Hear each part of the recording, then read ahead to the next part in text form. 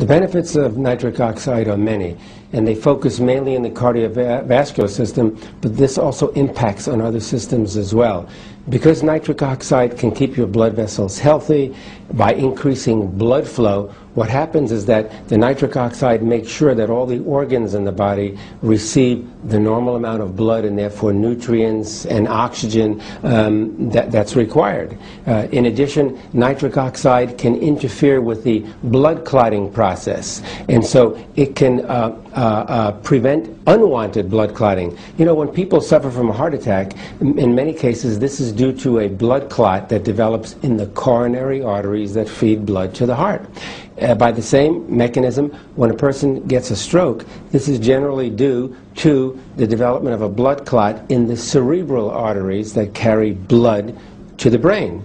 And so you don't want this to occur normally. The only time you want a blood clot to occur is when you injure yourself, you get a cut, and you want a clot to form because that forms a plug and prevents the excessive loss of blood. But you don't want those blood clots to occur in a normal, inside within an artery in the brain or heart. So nitric oxide is something we make to prevent that unwanted clotting of blood.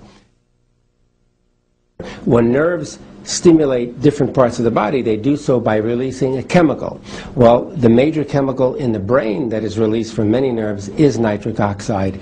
And this nitric oxide is well known today to facilitate memory and learning. No question about it. This has been shown in animals, it's been shown in humans, and what we've noted now is that in memory and learning disorders, particularly Alzheimer's disease, there is a deficiency, a marked deficiency in the formation of nitric oxide in those regions of the brain that regulate memory and learning. And in fact, a number of pharmaceutical companies are developing drugs that stimulate nitric oxide formation in those regions of the brain, and the early clinical studies show that if you boost nitric oxide formation in the brain, you can restore memory and learning. So I think there's hope for everyone who's suffering from a memory and learning disorder.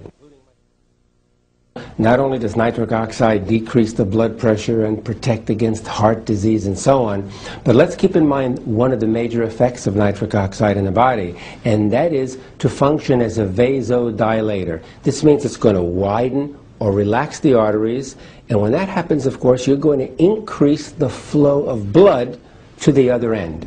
Okay? Well, we made an interesting discovery back in 1990 when we showed that the nerves that go to the erectile tissue of men and women actually release nitric oxide as the signaling molecule or neurotransmitter. And before we made that discovery, the neurotransmitter was not known. And if you don't know what the nerves are releasing to stimulate a function, it's almost impossible to develop rational drugs to treat a disease. And so once we showed that those nerves release nitric oxide, one of the pharmaceutical companies, of course, developed a big program to look at that and study that. They extended my research further, and voila, they came up with the drug Viagra, which is the first orally available drug that's useful in treating impotence or erectile dysfunction. And so the way Viagra works simply is to enhance or increase the actions of nitric oxide.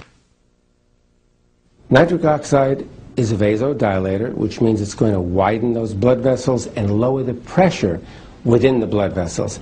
And it doesn't lower blood pressure if the blood pressure is normal. And that's the beauty about the natural substances present in our body. The nitric oxide senses when the blood pressure is abnormally elevated. And then it steps in to reduce that blood pressure back down to the normal range, not below normal. And it's the most effective substance we have in the body, the most effective hormone to lower the blood pressure and keep it out of the high range. And it's something that you want to do all the time. You want to have sufficient amounts of nitric oxide around all the time to keep that blood pressure down, because high blood pressure can lead to a heart attack. The single most common cause of Cardiovascular disease is a persistent high blood pressure that the person does not control, because that pressure against the arteries will eventually tear apart the cells, rip apart the arterial cells, and this is going to cause irreversible damage to the arteries.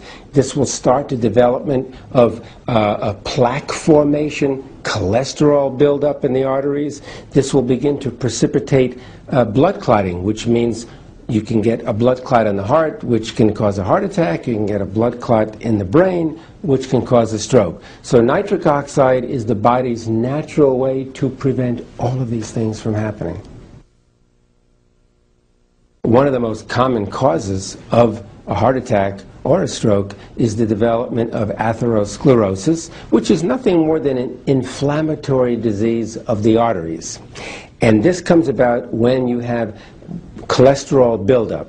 In other words, a bad cholesterol, LDL cholesterol buildup will actually cause a change in the structure of the arteries. The blood will begin to clot.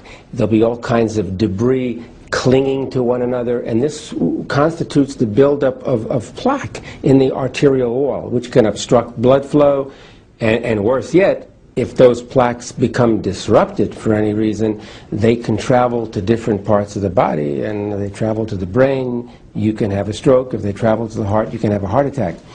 The way the body protects naturally against the development of high cholesterol is through nitric oxide. Nitric oxide functions to keep the balance of the various lipids in the arterial system. So it helps to maintain the good cholesterol and the bad cholesterol at healthy levels. Okay? And so some of your very famous drugs, and I think everybody's heard of the statin drugs. There are many different companies that make different kinds of statin drugs, and they're great in reducing your bad cholesterol. Anybody who has a cholesterol level of 250 or 300 or higher, after taking statins, sometimes that level could be reduced back into the 100 range. And the way those statins work is by stimulating nitric oxide formation in the arteries. So, you know, if you have sufficient amounts of nitric oxide in your healthy arteries, you don't have to take the statin drugs.